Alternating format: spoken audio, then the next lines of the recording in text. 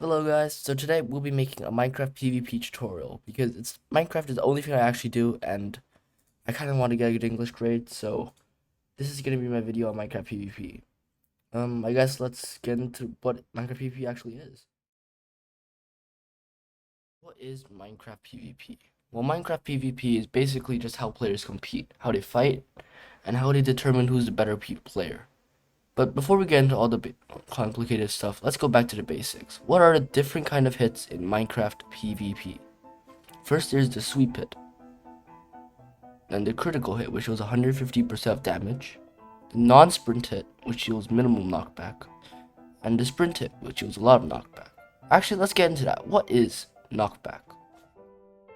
In Minecraft, different types of hits have different types of knockback, starting with critical hits with least knockback, sweep hits with second least knockback, and sprint hits having most knockback, and no sprint hits having second most knockback.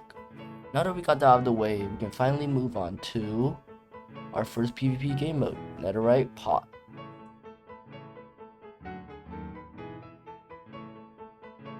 So a Netherite Pot inventory genuinely looks something like this. We have a sword, a bunch of potions, and a gapple. Let me explain what the potions are.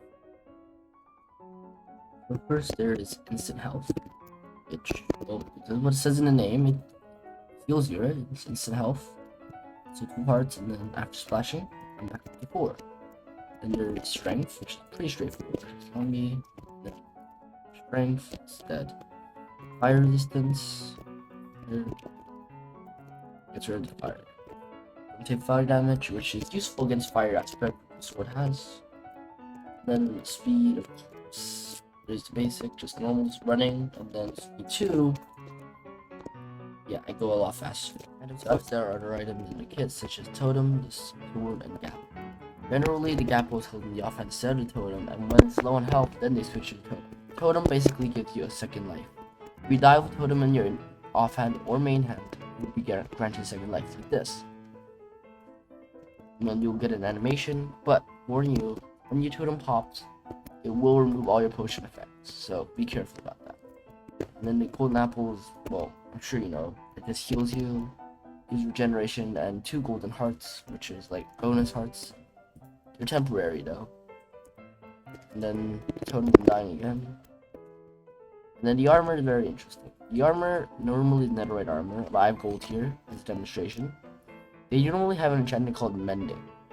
Mending just means that the armor will heal if it's given XP. And that's why there's XP bottles, which contain XP. You see my splash XP bottles here. Now my armor starts to heal. The durability goes up instead of down. These armors. The sword is straightforward. It's a strong netherite sword. Not really much to say. And this is the crit spam playstyle. Crit spamming is really important in Minecraft PvP because it utilizes the fact that critical hits deal 150% damage, which is also why people use swords instead of axes, because of the sword's DPS, you can do a lot more crits in the time it takes for an axe crit, if you're dealing a lot more damage. Crits are performed when you're jumping and then you fall, and then while you're falling you hit, and then you do a critical hit if you hit while you're falling. And then there are also, of course, another style known as P-critting, or punish critting. When you're punish critting, it's very important that when you take knockback from a hit and you fall back down, that's when you hit. Therefore, it's a critical hit after taking knockback instead of jumping. And then there's my main game mode, or crystal PvP. Okay, so this is an end crystal, and this is an obsidian. Basically, you can't place a crystal on anything but obsidian or bedrock. So you place the crystal on top of obsidian, and if your feet aren't exposed to it, or basically standing beneath the crystal, you take very little damage, basically minimal. But if you're standing inside the crystal, on top of the crystal, then you take a lot of damage. The totem pop basically just means you died. It deals an insane amount of damage. This is why crystal PvP is regarded as the deadliest PvP form. And this is the respawn anchor. Respawn anchors are basically just like crystals without the obsidian. Personally, you don't want to blow up an anchor like this, because if you blew up an anchor like this, well, it would take multiple glowstones, and of course, it's not how you're meant to do it. All you have to do is put one glowstone in, and then right-click it. And as you can see, it kills you instantly. But if you place a block in between you and the anchor, this blocks the anchor damage. You take no anchor damage regardless of the block. This is called safe anchors.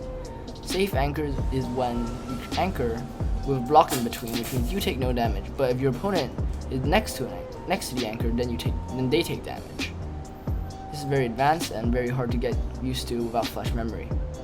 So yeah, move on to the next thing.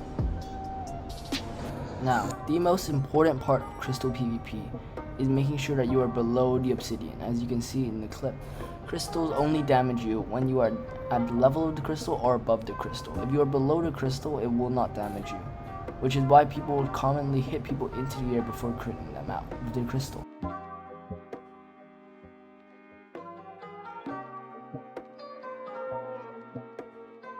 So as you know, totems when dying keep you from dying. If you die with a totem in your hand, you get a second life. In crystal PvP, the meta is to carry hundreds of totems because crystals insta-kill you. So with multiple totems, you have multiple lives, which means you can fight longer. Re-toteming is when you pop a totem and then you immediately equip another one.